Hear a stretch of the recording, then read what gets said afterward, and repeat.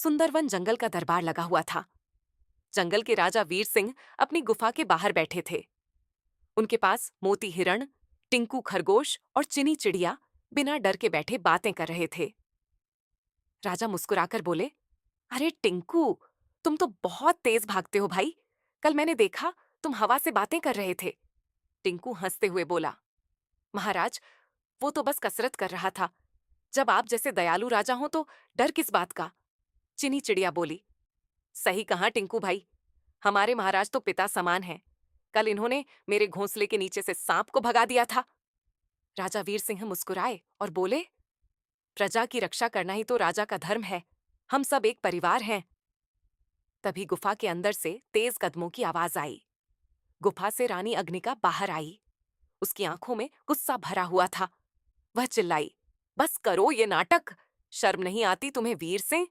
तुम जंगल के राजा हो और इन छोटे जानवरों के साथ हंसी मजाक कर रहे हो। राजा शांत स्वर में बोले, अग्निका, शांत हो जाओ। शक्ति का मतलब डराना नहीं होता। प्रेम में जो ताकत है वो डर में नहीं। रानी हंसकर बोली, जंगल प्रेम से नहीं डर से चलता है। देखो कैसे ये सब तुम्हारे सिर पर चढ़े जा रहे हैं। फिर वह मोती हिरण की तरफ मुड़ी।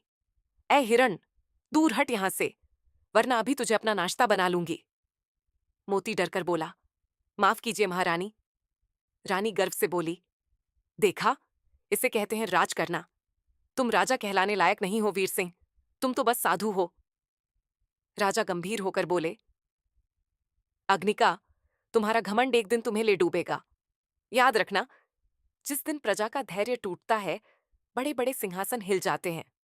रानी बोली, मेरा सिंहासन कभी नहीं हिलेगा। षड्यंत्र। उस रात रानी अग्निका जंगल के कोने में खुर्रू लकड़बग्घा और भैरव भेड़िया से मिलने गई।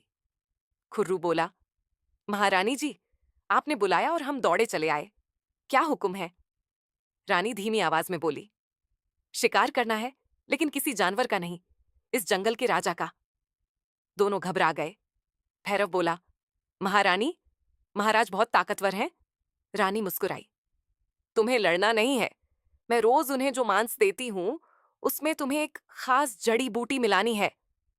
धीरे धीरे वह जहर उन्हें कमजोर कर देगा। खुर्रू बोला, वाह महारानी, फिर जंगल का राज आपका होगा। रानी बोली, और तुम दोनों मेरे खास मंत्री बनोगे। दोनों तुरंत मान गए। दुखद घटना, कुछ दिनों तक रानी मीठी बातें करके राजा वीर सिंह को वहीं जहरीला भोजन खिलाती रही। एक दिन राजा बोले, अग्निका, मुझे आजकल बहुत थकान महसूस होती है। रानी बोली, शायद मौसम बदल रहा है स्वामी, आप आराम कीजिए। कुछ ही दिनों बाद राजा वीर सिंह की मृत्यु हो गई। पूरा जंगल शोक में डूब गया। अत्याचार अगले दिन रानी ने घोषणा की, सुनो जंगल के वासियों, आज से दया का नाटक खत्म। अब सिर्फ मेरा कानून चलेगा। हर जानवर को टैक्स देना होगा। एक बूढ़ा हाथी बोला, महारानी, हम तो आपकी प्रजा हैं, इतना कठोर क्यों? रानी चिल्लाई, चुप, वरना तेरी सूंड उखाड़ दूंगी। धीरे धीरे जंगल नर्क बन गया। खुर्रू और भैरव छोटे जानवरों को सताने लगे। योजना एक दिन धीरू गधा जंगल में उदास घूम रहा था। तभी उसे एक पुरानी गुफा में शेर की खाल मिली। वह बोला, अगर मैं इसे पहन लूं तो बिल्कुल राजा वीर सिंह जैसा लगूंगा। धीरू ने खाल पहन ली। फिर उसने सभी जानवरों, बंदर, हाथी, बकरी, चिड़िया और खरगोश को बुलाया। दोस्तों, मैं राजा वीर सिंह की आत्मा बनकर आऊंगा। तुम सब ऐसा दिखाना जैसे सच में राजा लौट आए हैं। सब तैयार हो गए। डर शाम का समय था। अचानक तेज हवा चलने लगी। पहाड़ी से भारी आवाज आई, ज्वाला। रानी डर गई। झाड़ियों से राजा वीर सिंह भेष में धीरू बाहर आए। तूने सोचा मैं मर गया?